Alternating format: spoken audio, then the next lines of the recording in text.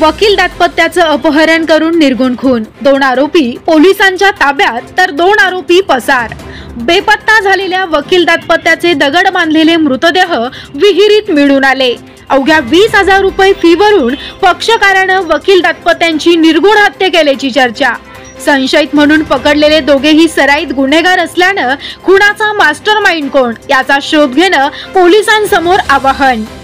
पक्षकार व वकील यांच्यामध्ये अवघ्या 20,000 रुपयांच्या फीवरून वाद निर्माण होऊन पक्षकारानं वकील पती पत्नीचा खून करून मृतदेह उमरे येथील एका विहिरीमध्ये टाकून दिला। राहुरी तालुक्यात दिनांक 25 जानेवारी 2024 रोजी घडलेल्या या दुहेरी हत्याकांडानं तालुक्यासह नगर जिल्हा हादरून गेला। ॲडव्होकेट राजाराम जयवंत आढाव वय वर्ष 52 तसेच ॲडव्होकेट मनीषा राजाराम आढाव वय वर्ष 42 हे वकील दाम्पत्य राहुरी तालुक्यातील मानोरी येथील आढाव वस्ती येथे राहत असून ते दोघेही राहुरी येथील न्यायालयामध्ये वकिली व्यवसाय करत होते। ॲडव्होकेट राजाराम आढाव हे दिनांक 25 जानेवारी 2024 रोजी दुपारपर्यंत राहुरी येथील न्यायालयामध्ये त्यांचं कामकाज करत होते। त्यानंतर दुपारी 2 वाजे दरम्यान ते अहमदनगर येथे आले। त्यानंतर त्यांनी एका पक्षकाराला पाठवून त्यांच्या पत्नी ॲडव्होकेट मनीषा आढाव यांना बोलावून घेतलं अशी माहिती मिळाली। तेव्हापासून आढाव हे दोघे पती पत्नी बेपत्ता आहेत। दिनांक 26 जानेवारी 2024 रोजी पहाटे 2 वाजे दरम्यान ॲडव्होकेट राजाराम आढाव यांची फिएस्टा कंपनीची 4 चाकी गाडी क्रमांक MS17 EA 2390 ही गाडी राहुरी शहरातील न्यायालय परिसरामध्ये बेवारस मिळून आली। पहाटे पोलीस पथक गाडीजवळ पोहोचलं तेव्हा त्यावेळी ॲडव्होकेट आढाव यांच्या गाडीजवळ दुसरी एक डस्टर गाडी उभी होती। मात्र पोलीस गाडी आल्याचं पाहताच सदर डस्टर गाडी त्या ठिकाणाहून सुसाट वेगात निघून गेली। पोलीस निरीक्षक संजय ठेंगे यांच्या मार्गदर्शनाखाली पोलीस पथकानं ॲडव्होकेट आढाव यांची 4 चाकी गाडी ताब्यात घेतली आणि त्या गाडीची तपासणी केली असता गाडीमध्ये एक हातमोजा, दोर आणि एक बूट आढळून आला। तपासादरम्यान पोलीस पथकाला दुपारी 12 वाजेपर्यंत आढाव यांची दुचाकी क्रमांक MS17 AW 3207 ही गाडी राहुरी येथील न्यायालयाच्या मागील परिसरामध्ये बेवारस मिळून आली। तसेच आढाव यांचं ATM कार्ड राहुरी येथील ICICI बँकेसमोर बेवारस मिळून आलं।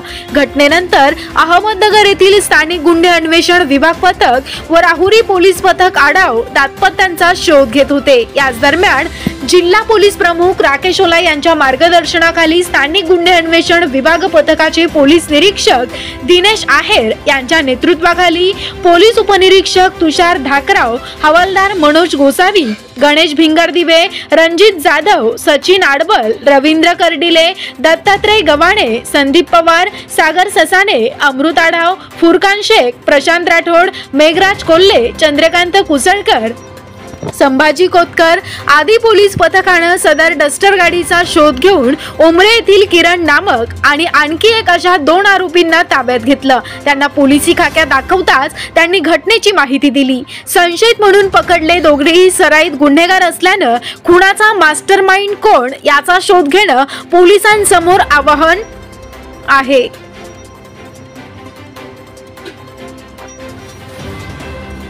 दिनांक 26 जानेवारी 2024 रोजी रात्री 10 वाजे दरम्यान पोलीस प्रशासनानं आढाव दाम्पत्यांचे मृतदेह विहिरीतून बाहेर काढून ताब्यात घेतले। पुढील तपास सुरू आहे। मात्र या घटनेनं अहमदनगर जिल्हा हादरून गेला। Bureau report JD Maharashtra news Rahuri. 25 तारखेला राहुरी कोर्टात कामकाज करणारे ॲडव्होकेट राजाराम जयवंत आढाव या दिनांक 25 तारखेला कोर्ट कामकाजाकरता घरून निघाले होते।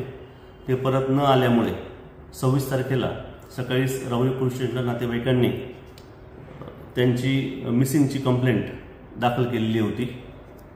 सदर मिसिंगचं गांभीर्य लक्षात घेता राकेश ओला सरांनी सर्व पोलीस स्टेशन तसेच LCBला तपासाच्या सूचना दिलेल्या होत्या। LCBचे 3 पथक तयार करण्यात आलेले होते। पथकाने राहुरी तसेच परिसरातील CCTV फुटेज तसेच इतर तांत्रिक तपास केला।